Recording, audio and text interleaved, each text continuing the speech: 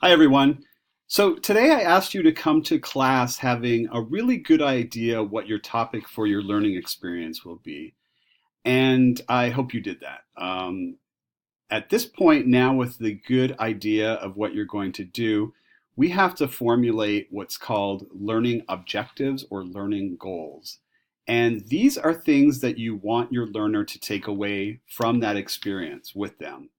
So I often phrase it as upon completion of this learning experience, participants will be able to, and then I create a series of bullet points around the learning objectives or goals. So let's get into this, and I'm going to show you how to formulate those learning goals. First of all, let's take a look at a lesson plan and see how those learning goals are written and also how they determine the entire lesson or learning experience. So if you go to the Blackboard site and under course materials, you can click on one of the students who created a really good lesson plan, and that was Brandy Morris. So let's zip down here, Brandy Morris, and you can pull up her lesson plan.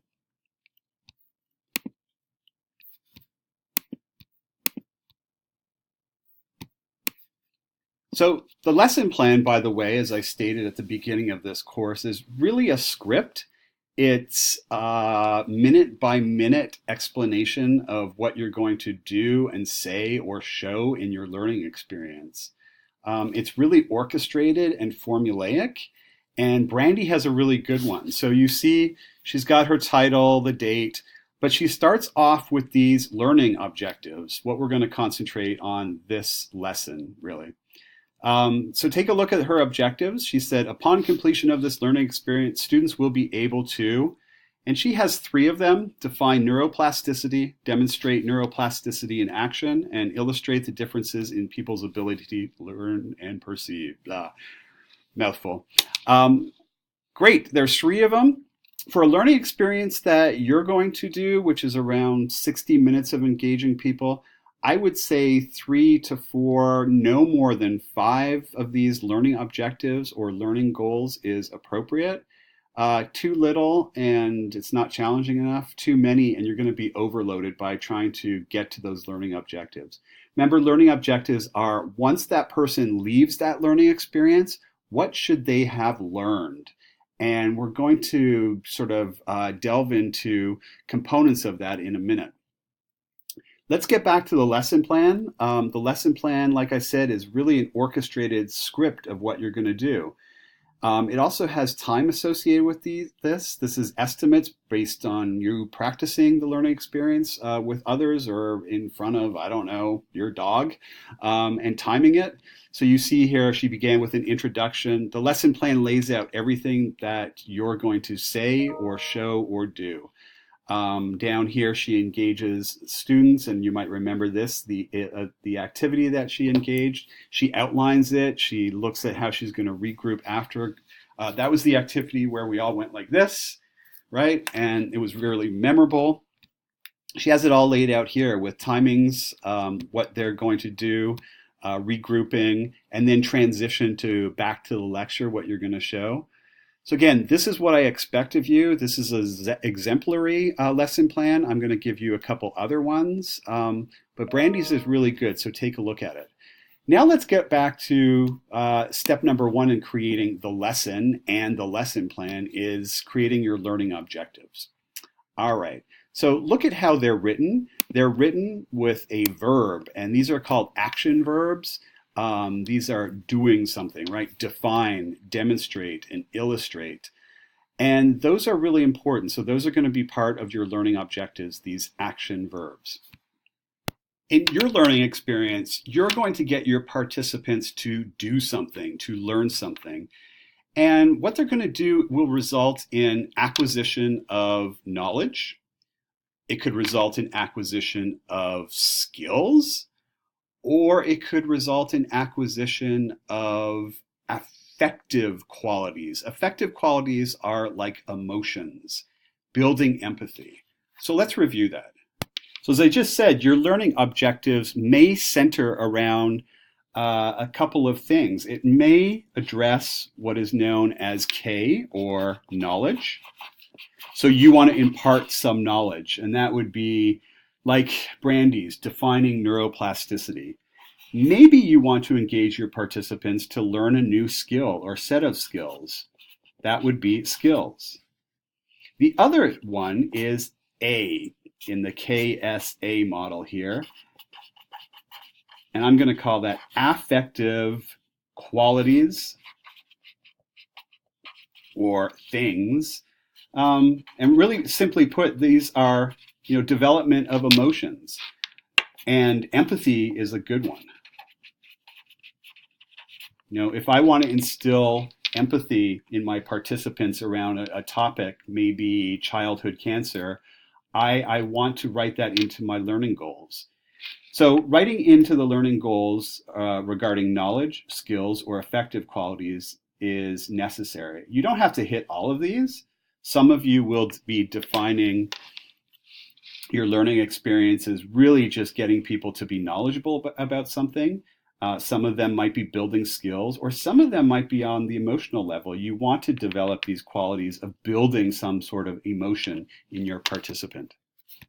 So if we go back to Brandy's lesson plan and looking at her learning objectives, what are they? Are they knowledge-based, skills-based, or affective qualities-based?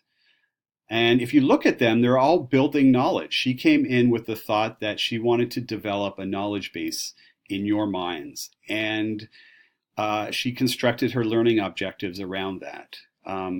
It was not a chance for her to build skills, but she could have, or it was not a chance for her to build affective qualities. We've seen that in other learning experiences, looking at the ethics, building sort of ethical reasoning and ethical emotions around topics. So it doesn't have to be all KSA. It can be one of them, it can be two of them, or it could be all of them. It's totally up to you. Let's get back to those action verbs and maybe a little just-in-time lecture, short lecture here on Bloom's taxonomy. And Bloom was a researcher that looked at learning or cognition. And I'm going to really simplify this. He looked at this building block or pyramid shape approach to learning. And at the very basis here is remembering. Next is understanding. Next is applying. Then comes analyzing, evaluating, and up here is creating. And it's portrayed as this pyramid with the idea that students will hopefully increase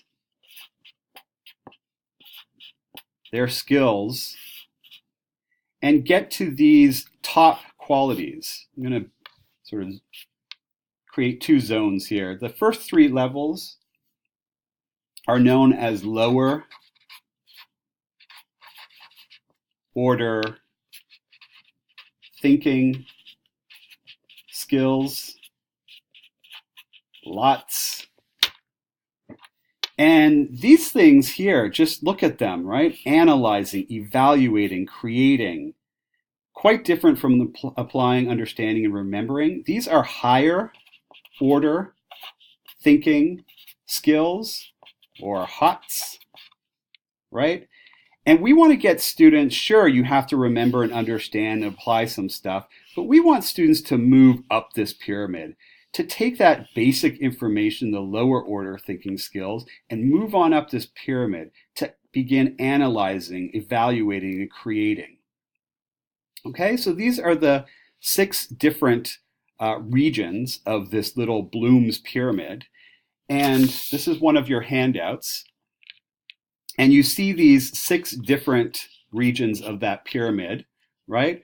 rising from the lower and remembering, understanding, applying, analyzing, evaluating, up to creating.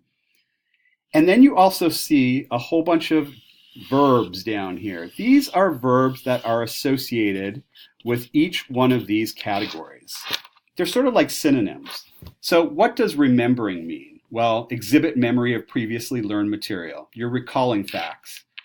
Some synonyms of that, these verbs, are choose, define, find, label, match. Likewise, let's move on up here.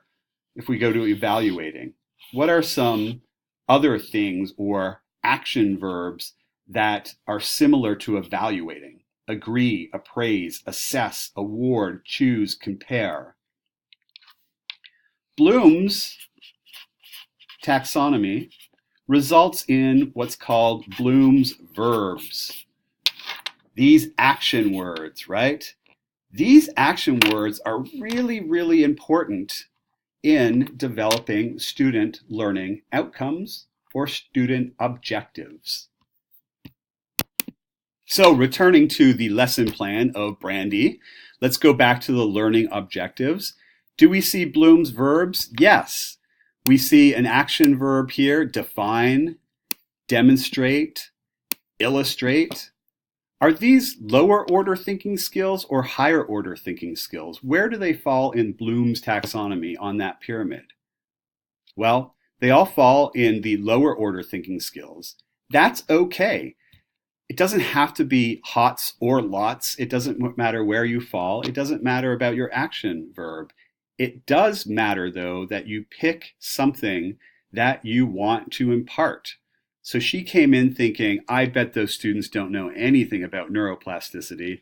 I want them to leave knowing how to define it. So that was one of her learning objectives.